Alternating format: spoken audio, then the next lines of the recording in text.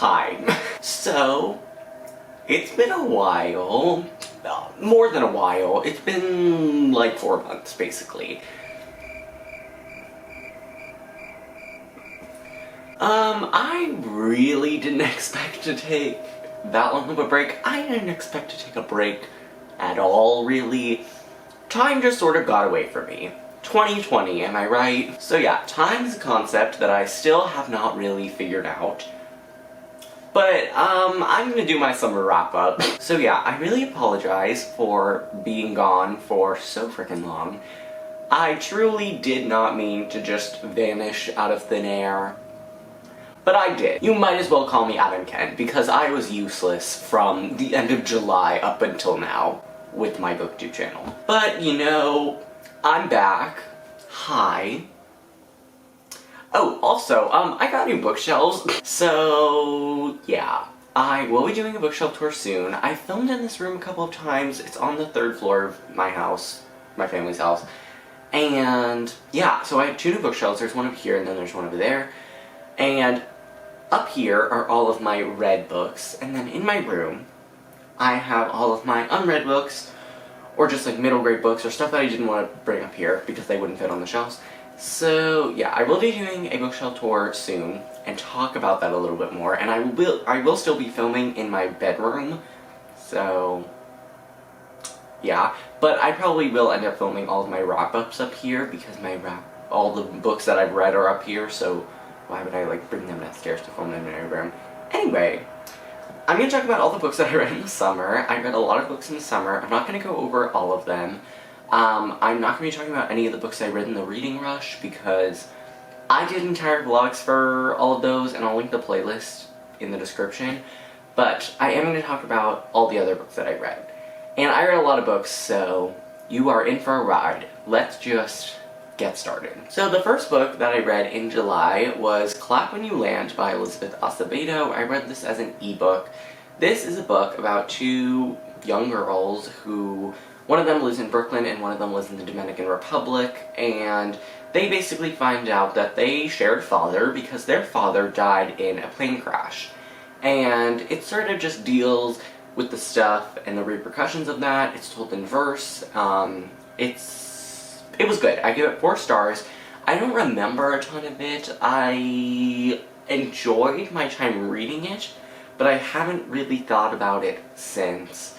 And I feel like that might be because of the verse style. I find it really hard to connect with, rather than like a regular prose style. I don't freaking know. Maybe my brain is just like exited, but I enjoyed this book for sure, but it just wasn't my favorite. It's a pretty good contemporary book. I would recommend it if you want something quick and like easy to get through that's also pretty hard-hitting, but I couldn't tell you very many of the plot points that happened in the book. So, moving on, the next book that I read was Salt to the Sea by Ruta Sepetys. This is a YA historical fiction book. I love historical fiction, and I was like, you know what? Let me read this book, because I had read the first 150 pages twice before in Barnes & Noble, and then I never ended up buying it or continuing it, but then I got it for my birthday, which was on June 15th, and I decided to read it, and I gave this book 5 stars. So if you did not know, this follows 4 main characters, Joanna, Amelia, Florian, and Alfred, and they are all from different parts of Eastern Europe, and it takes place during World War II, during the like Soviet regime that happened, and they're all fleeing to get on this boat called the Wilhelm Gustloff, which is slated for doom. It is the biggest maritime disaster in history, but obviously none of them know that. And so they all end up on this boat, and it basically just switches between their perspectives with really short chapters, and you just sort of follow them as they, you know, ride on this death coffin, and, you know, figure out what happens. It was amazing. I read it in like a day and a half. It was so addicting. I thought it was just so amazing. I loved all the characters, I loved the writing, I loved the short chapters, the pacing was just, like, exquisite. I never use that word. Anyway, it was just really, really good. And if you haven't read it yet, what are you doing? It is amazing. It's one of the best historical fiction books I've ever read, and I've been recommending it to everybody I know. And I cried. I don't really cry in books, but I cried in this book, and I'm pretty sure you will too, because it is devastating. After that, I read The TDragon Society by Katie O'Neill, a pretty big pivot. This is about these people who have these dragons that have leaves on their horns that brew tea. It's a middle grade picture book, graphic novel sort of thing, and it's really heartwarming and fun. I reread the first and second book so that I could read my e-arc of the third book, and I really enjoyed this first book. I read it in like one sitting. They're just really cute, wholesome stories, and once again, I would really recommend them to you because I just feel like they were so sweet and like they just made me feel really warm inside. So definitely check those out. They are just like really, really good. And I gave that book 4 stars. After that, I decided to be depressed again, and I read Between Shades of Grey by Rita Sepetys. This came out as a movie called Ashes in the Snow, like last year or the year before or something, and yeah. I decided to read it, and this book follows a girl named Lena who, basically her brother and mother are taken away, and like their father as well, and they're separated from their father, and they end up in this place in Russia, or it's like the Soviet Union still, because this takes place during World War II as well, and they basically have to work. It's like a labor camp, pretty much, and they are policed by the NKVD, which is like the Soviet police, and they have to fight for their lives. It's really hard to describe Rita Sepetys' book because they don't really have like an overarching plot. It's more about the characters and sort of going through their lives. This one also has very short chapters that are really quick to get through, but really, really powerful. I love this book as well. I ended up giving it 4 out of 5 stars. I definitely enjoyed Salt to the Sea more than this book, and I have now read all of Rita Sepetys' books, and I feel like if I were to rank them, I would say Salt to the Sea is my favorite, then probably this, then The Fountains of Silence, and then Out of the Easy. I really, really enjoyed this. It's my second favorite of her books, and I think it was also really powerful. I would say if you are Slavic and you are sick of seeing like a lot of the Western books about World War II, and you want to see some of the Eastern, you know, parts about the war and see how the Slavic people were, like, what they dealt with during this time, I would definitely recommend this. It's super powerful. It's her debut, but it was really, really good. And yeah, I'm doing a terrible job at memorizing, but who cares? After that, I picked up the Happy Ever After playlist by Abby Jimenez. Last year, I read her debut, The Friend Zone, which is another romance book.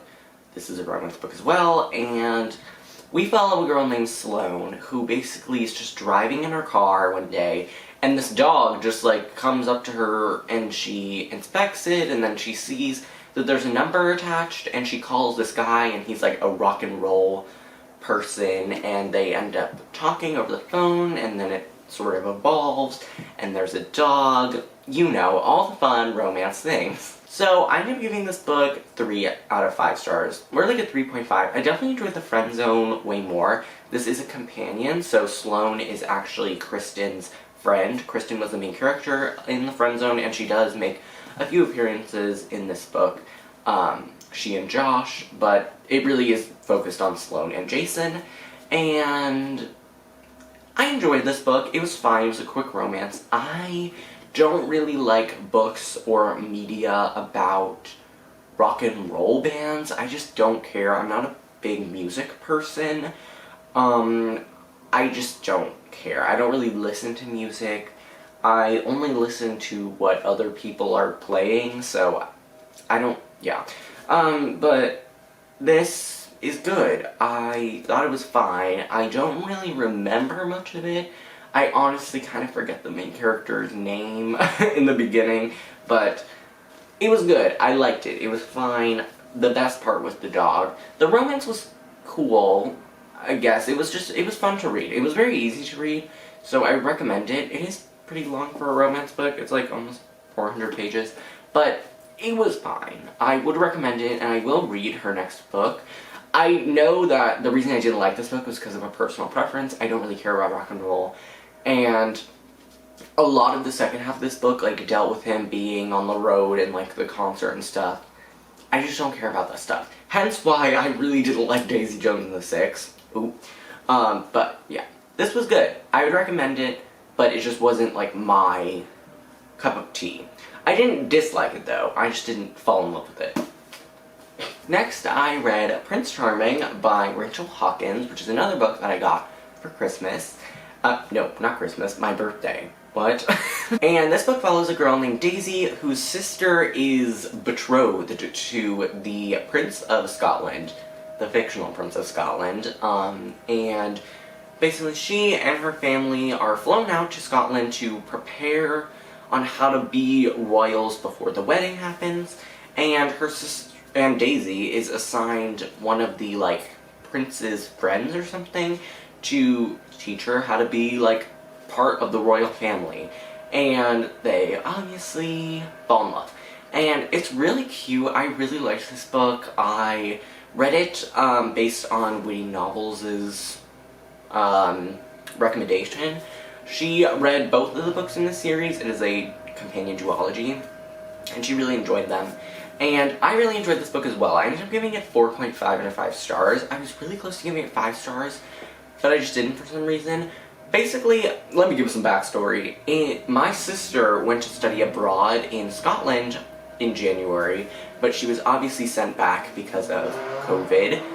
Sorry, there's a motorcycle crossing the street.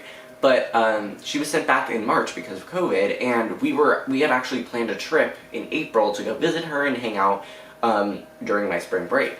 That obviously was cancelled, and since this book took place in Scotland, I love Scotland. Like, I'm obsessed with Scotland.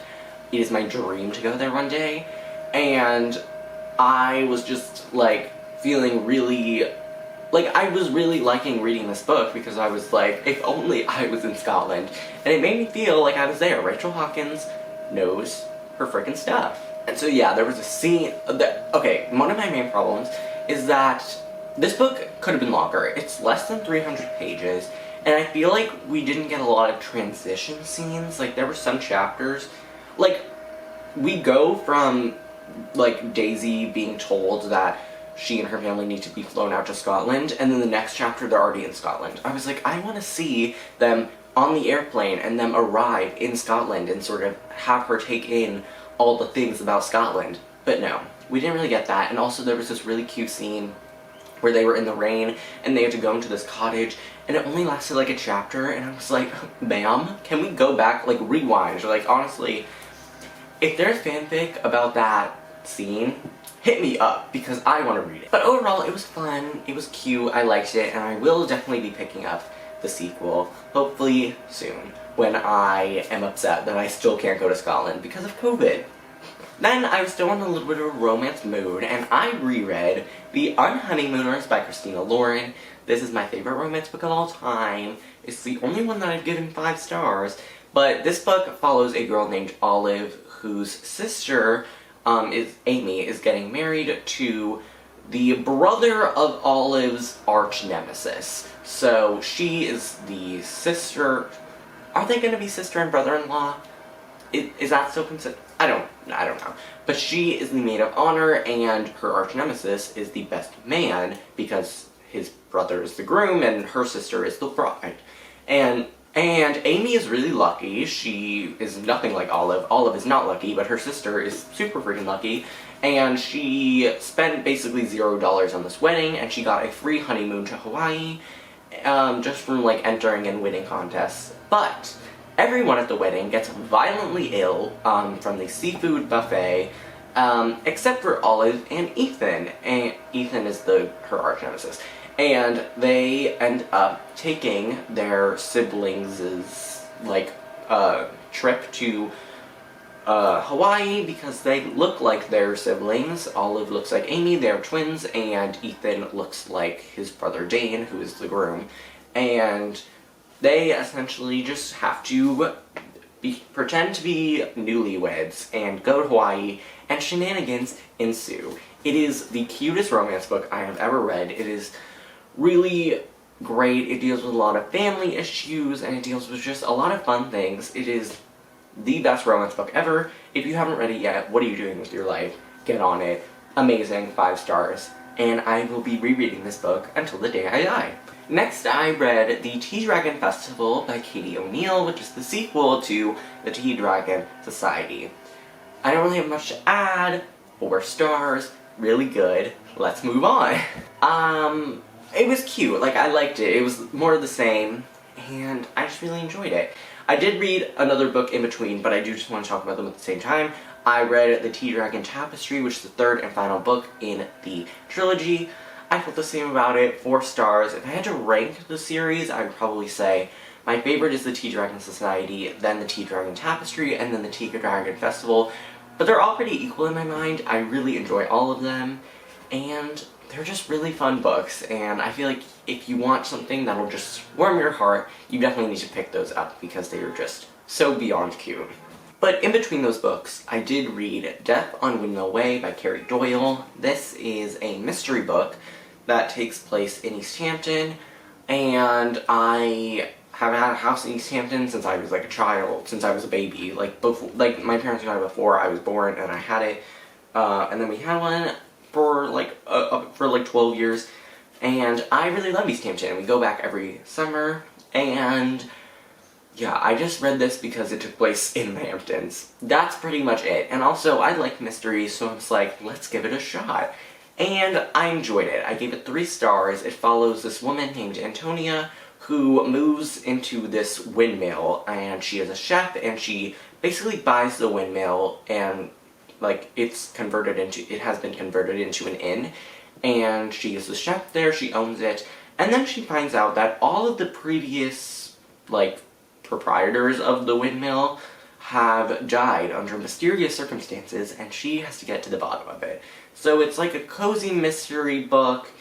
It was fine. I do have one complaint though, because I did end up reading the sequel as well this summer, is that this series, for being like a fun mystery book series, has a lot of unnecessary descriptions. Like, I don't know if I can find a specific example. Like here, that paragraph is way too freaking long. Like, I was getting kind of bored while reading this book because the paragraphs just went on and on and on, and I was like, ma'am, slow down. Like, I don't need to know every single thing about this room. I know you're a detective, but calm the hell down, please. So yeah, that was my only complaint.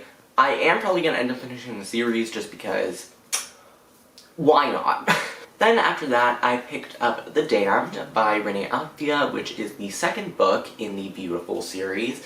The first book was The Beautiful, which I read back in June of 2019. I got an arc of it, and then I reread it in June of this year in preparation for this book, which came out in July. And I ended up giving this book 3.75 out of 5 stars. Basically picks up where The Beautiful left off. The Beautiful is about a girl named Celine who flees from her atelier in France to live in New Orleans at the Ursuline Convent. And she basically becomes embroiled with the Court de Lion, which is the Court of Lions. In New Orleans, there are like these people with sort of magical abilities, and that's pretty much it. And this book picks up where that one left off. I obviously cannot say very much about this book, except that I definitely really enjoyed it. I enjoyed it less than The Beautiful, but I am still really excited to continue on with the series. There were just some narrative plot choices that I didn't love about this book, and perspective choices that I didn't love, like narrative, you know, like that sort of stuff. But it was still fun to read. I like the series. It's really gothic and dark, and if you like also it takes place in the 1870s, so it has a historical aspect to it as well. It is just really fun, and I am excited for book 3, and I'm just interested to see where these characters go in the next book. Oh, also, I forgot to mention that there are vampires in this book series, so if you like vampires, read this book. Okay, I'm off my soapbox now.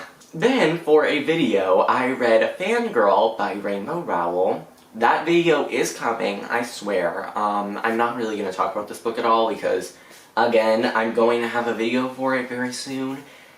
I promise. But, yeah. So, let's just move on. I ended up giving it 2 stars, and I'm going to end up talking about that in my video, which is coming soon.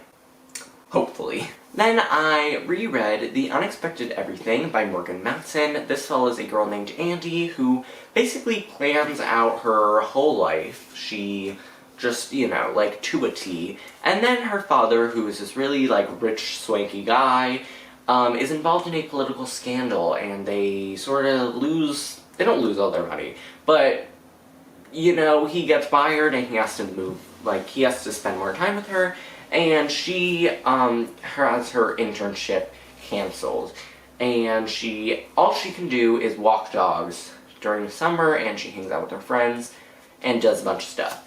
I ended up giving this book 4 out of 5 stars. I don't think I realized when I read it the first time how freaking long this book is. It's 500 pages, and it's about a girl who walks dogs and hangs out with her friends. What? This book did not need to be this freaking long. It could have been shaved down to, like, 350 pages. So yeah, it was definitely fun. I liked it. It put me in a kind of summery mood, I guess. But other than that, it was just okay. But I still enjoyed it because it made me feel summery, so what more can you ask? Really? Okay, yeah, 4 stars. Anyway. And then, the next book that I read was The Guinevere Deception by Kirsten White. I reread this book as well so that I could read The Camelot Betrayal, which I read for the reading rush. I'm also not really going to go into this book because I have a whole reading vlog dedicated to it from last year, so I'm going to link that in the description and move on. So, the next 8 books that I read were all for the reading rush. Once again, the playlist is in the description box below, so you can go check that out. But yeah, I'm not really going to talk about any of them, so now we can move on to the next 2 books that I read in July, and then the books that I read in August. Then the final 2 books that I read in July were This Savage Song and Our Dark Duet by Victoria Schwab. This is the Monster of the Verity duology. And in the series, we follow a girl named Kate Harker and a boy named August Flynn. Kate has been, like, kicked out of a bunch of schools because she's, like, a reckless teenager. And August is a monster who can basically sing a song and steal your soul. So he has his violin. If he plays his violin, he can just, you know, snatch up your soul and eat it right there. And that's basically what the first book is about. And basically they end up, you know, getting involved with each other and on the run because of some weird business that is going on with their parents, because their parents are rivals, because Verity has sort of been split down the middle. Yeah. And then in Our Dark Duet, we have obviously Kate and August, but then we have a few more character perspectives. There's the perspective of this weird poem, verse writing monster. Let me see if I can find an example. So yeah, they write their chapters like so. And there's this other monster named Sloane who kind of wiggles their way in there, and that's basically what the series is about. If you need a series to read in like 3 days, pick up this series because it is so fast-paced. There's so much action going on. If you are like okay with your characters taking a back seat, then read this series. I am generally more of a character-driven reader, but I can forgive it when that's, like, when I know I'm going into a book that is not very character-driven, I'm definitely more accepting of it. So yeah, I enjoyed this series. It's really good, and if you just need something quick, I know these books look long. This book is over 400 pages, this book is over 500, but they are really, really quick reads.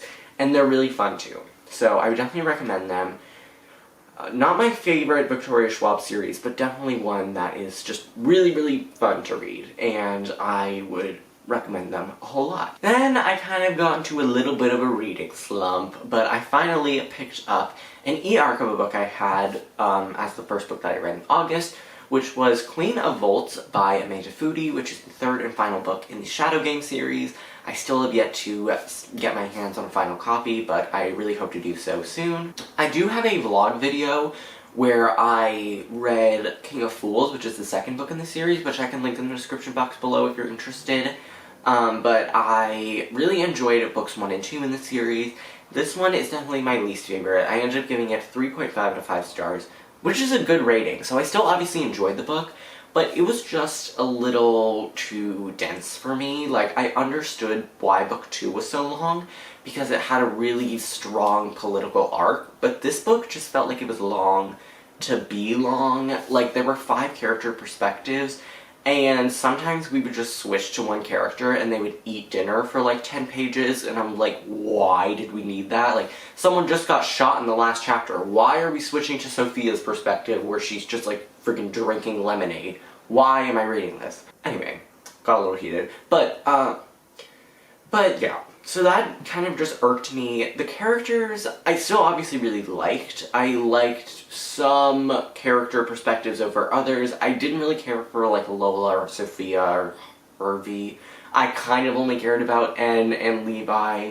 But I definitely enjoyed this book. It took me a really long time to get through for some reason, but what you gonna do? So yeah, 3.5 stars. Still really enjoyed it. I will probably end up rereading the series, like binging it at some point, but not for a little while. After that, I reread another book. I reread The Silvered Serpents by Roshni Chokshi. I finally have my hands on a finished copy. The first time I read this, I read it back in December of last year as an e-arc. Then I reread it in February as a physical arc. And then I also read it as a physical arc in August. But it finally came out. It came out towards the end of September, and I got my hands on a final copy. And I am so excited to reread both The Gilded Moles and The Silvered Serpents back to back. Hopefully maybe in December or in January, because my arc copy did not have all of the special artwork and design that this final copy has, so I'm definitely excited to reread it with all the beautiful artwork. But I love this series. 5 out of 5 stars. I will be having a full in-depth review of the series coming up when I reread them. So, yeah. Also, I talked about them both in my February wrap-up, which I can link in the description as well. But I love this series. It can do no wrong. Just perfection. The atmosphere of this book is all wintry and stuff, so that's kind of why I want to reread it in December, but I might wait till January. We shall see. But yeah, I love this series so much, and I'm dying for book 3. So, love that for me. Oh, and also, just to prove to you how beautiful this book is, there is a little serpent on the inside cover. You can't friggin' see that, but just go to like Barnes & Noble or something and look at how beautiful this book is, because it is stunning. Okay, anyway, moving on. After that, I binge read an entire series. I binge read the Dark Artifices series by Cassandra Clare, so Lady Midnight, Lord of Shadows, and Queen of Barren Darkness.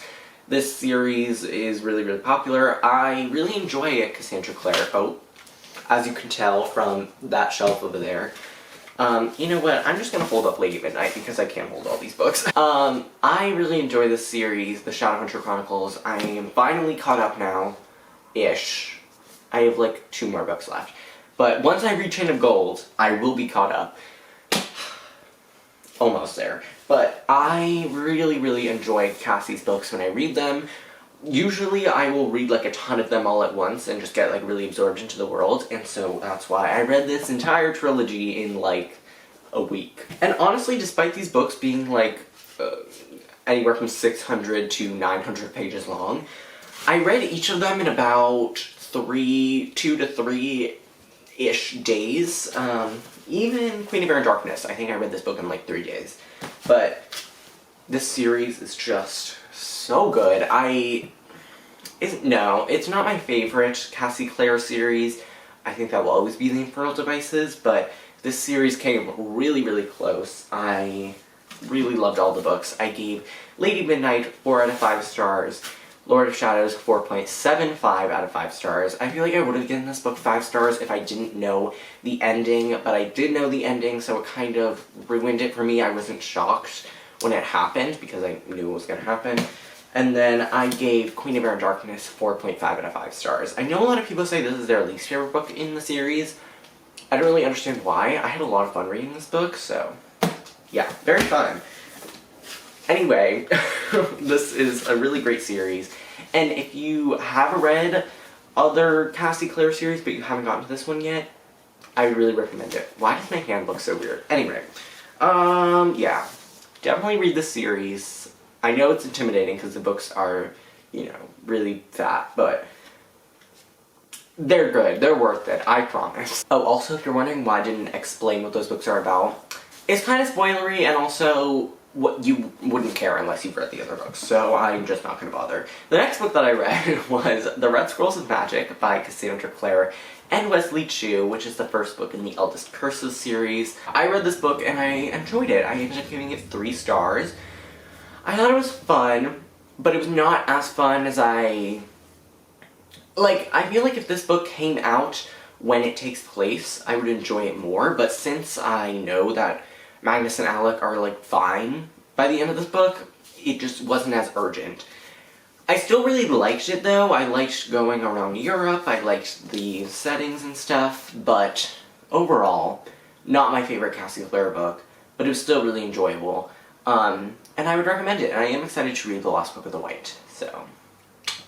Also, I'm not going to explain this one because it wouldn't really make sense. It's basically just Magnus and Alec, oh my god, going on this trip, and they find out that Magnus accidentally created a cult, like, not 100 years ago, more than 100 years ago, called the Crimson Hand, and then they sort of have to go around Europe to stop it, and stop the person that has, you know, revived the cult. Fun stuff. After that, I went to Montauk with my family, and I read a bunch of ebooks on the trip there. So the first one I read was Over the Woodward Wall by A. Deborah Baker. This follows 2 characters named Avery and Zib who, on their way home from school, end up, they happen upon this wall, and they climb it, and they end up in this land. And it's a really whimsical land, and they basically have to, you know, just traverse through it and figure out what the hell's going on and how to get back home. I would say if you like the... Oh, also, English? By the way, A. Deborah Baker is a pseudonym for Seanan McGuire. If you like Seanan McGuire's Every Hearted Doorway series, and you also like the Land of Story series, which I love, I enjoy both of those series, I feel like you would really like this. It's a short, is it middle grade? Is it YA? Is it adult? I don't know. But it is basically a book that exists in her book Middle Game, which I tried to read 3 times and couldn't get into. But it is a book that exists in that world that she wrote, and it's going to be a series. So if that at all interests you, I would recommend picking it up. It's a really quick read, and I ended up giving it 3.5 stars. After that, I was still on the beach, and I decided to read Among the Beasts and Briars by Ashley Poston, which is a YA fantasy book that came out in October. Also Over the Woodward Wall came out in October. Oh my god. Among the Beasts and Briars is about a girl who named Karis. I really thought I forgot her name. But she basically lives in this world where the forest is alive and it eats anyone that comes inside, and you'll be wood cursed. Is that what it's called? Forest cursed? Cursed wood? Something like that. And that's what happened to her mother and her friend, and basically she's at this wedding, and these people, these wood cursed people barge in, and then she and this her pet fox have to go in the woods, and then her fox has a conscience or something. I kind of forgot what happened in this book because I read it, I read it all in a day, and it's also been a while, and also, it was good, but it wasn't very memorable. I enjoyed it, and I have fond memories of it because of when I read it, but it just didn't really stick with me that much. I enjoyed this book. I ended up giving it 3 out of 5 stars, 3.5, 3.75. If you like how that sounds, it's a standalone, it's a fantasy book, it's really quick to get through, and it was really fun to read. So I would definitely recommend it. After that, I picked up another book, and I finished it. I started it in Montauk, but I finished it when we got home. I read Fable by Adrienne Young. This book follows a girl named Fable who... What is she doing again? She, ends up on this ship, and she, lost her father, or she's trying to find her father, and she has to find this jewel or something. I can tell you the plot points, but I can't remember, what the actual plot is. I'm a fake reader, I know. But, it was good. I liked it. I gave it 3 out of 5 stars. The writing was a little bit too basic for me. I'm totally fine with straightforward writing. But this one was a little just, juvenile? Is that the word? I don't know. It just felt kind of mediocre to me. Oof, I really sound like a mean person. I'm not, I swear. I just didn't love this book as much as I was... Actually, no, because I expected to give this book 3 stars anyway. So I don't even know what I'm doing. I probably will pick up the sequel just, for fun. Sometimes you just want to read a 3-star book, you know what I mean? But it was good. I liked it. It was fine. I don't think it should be in Goodreads, best books of the year, but that's another video that's coming out. But yeah, it was fun, it was fine. I don't really have much to say. I'm such a great booktuber, I know. The next book that I read was Make Your Bed by General William H. McRaven or something. Why I read this book, I don't know. I sort of just read it after I read Fable. I was like, sure, let me pick this up, why not? And I did, and it was fine. I gave it 3 stars. It was pretty, obvious advice that I feel like... I feel like you could give this book to an 8-year-old, and they would be like, wow, that's really profound. I definitely liked the... Basically, how it worked is he would tell a story, a short story of his life, and then afterward it would be a page or half a page of him telling you what the story meant and what you should take away from it. I really don't think that extra part after each story was needed. I feel like he could have just told the story and let everyone else figure it out instead of pretending we have 3 brain cells and can't piece together a very simple story.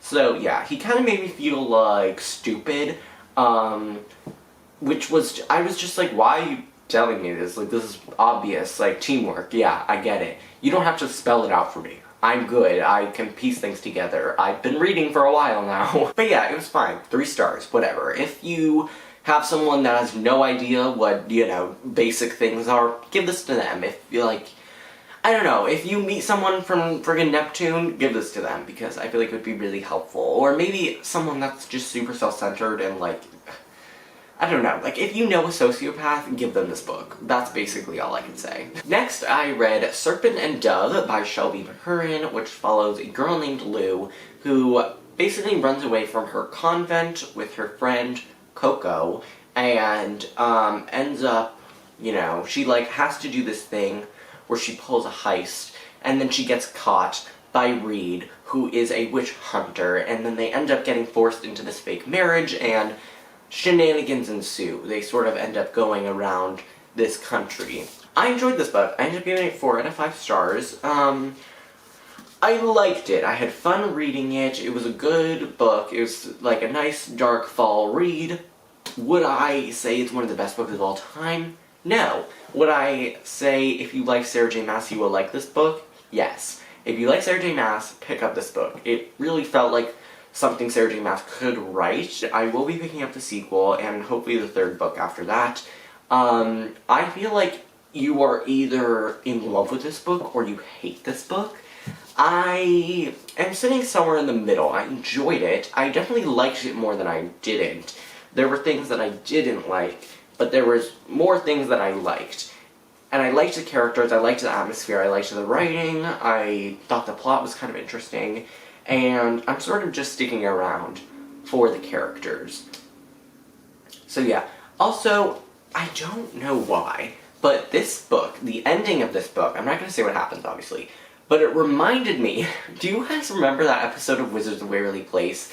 It was like the season 3 finale and the season 4 premiere. It was like a two-parter episode where the Russos are taken from their house by these guys in like those hazmat suits, and they go to this place, and there's this guy that's trying to get information from them, and then there's a guy in this wheelchair, and then they end up getting duplicated by Professor Crumbs. Do you guys remember that episode? And then they ended up escaping. Them escaping really reminded me of like Serpent and Dove, or like Serpent and Dove, the ending sequence really reminded me of that scene in Wizards of Waverly Place. Am I the only one? Let me know down in the comments below. After that, I reread yet another book. I reread Imagine Me by Taha Mafi. What can I say about this series? I'm not going to really talk about it. I have an entire reading blog for it, which I can link in the description box below, and I've talked about it in other wrap-ups. So yeah, 5 stars though. Really liked it, but I'm not really going to go into much because I have an entire reading blog. After that, I already hinted at this book. I read Death on Lily Pond Lane by Carrie Doyle. In this book, we also follow Antonia in her windmill, you know, living her best life, cooking food.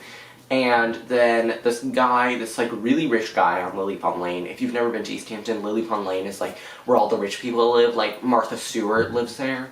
And like at one of her 28 houses or something. It's like these really big palatial estates. Like the people with all the money end up living in Lily Pond Lane. And so this guy with all this money ends up dying, getting murdered, and Antonia's like, you know, let me figure this out. But the reason she figures out that he was murdered is because she's like house sitting for these people, and then she does house sitting on Lily Pond Lane, and then she finds this guy dead. And she's like, well crap, I guess I gotta figure this out now. And she does. And I felt the same way as I did about book 1. I ended up giving it 3 out of 5 stars. I will read books 3 and 4 when they're released in this sort of edition, but I'm not, like, anticipating them. Like, when I see them in Barnes & Noble, I'm gonna pick it up, but it's not something that I'm, like, eagerly awaiting. So yeah, the series is fun, but I feel like if you don't live in East Hampton, or, like, if you've never lived in East Hampton, or, like, don't know your way around, I don't feel like you would love this series at all, really. But, you know, whatever. It's fine. It's good. I enjoy it. I have fun reading it, but it's not groundbreaking or anything, you know? And then the final book that I read this summer, which I'm not going to talk about very much, because I already talked about it, was The Unhoneymooners by Christina Lauren. My 3rd read of this book. Yeah, I'm not really going to talk about this book. I felt the same way. 5 stars. Love it. Best romance ever. And we are done. So, if you made it through this really freaking long video, thank you. I don't know why you would do that to yourself, but thank you. I hope you enjoyed. I hope you... If you've read any of the books that I talked about, let me know in the description, or no, not the description box, in the comment section down below. And I will respond. I respond to all my comments, and I read all of them, and I respond. I really love when you guys send me comments.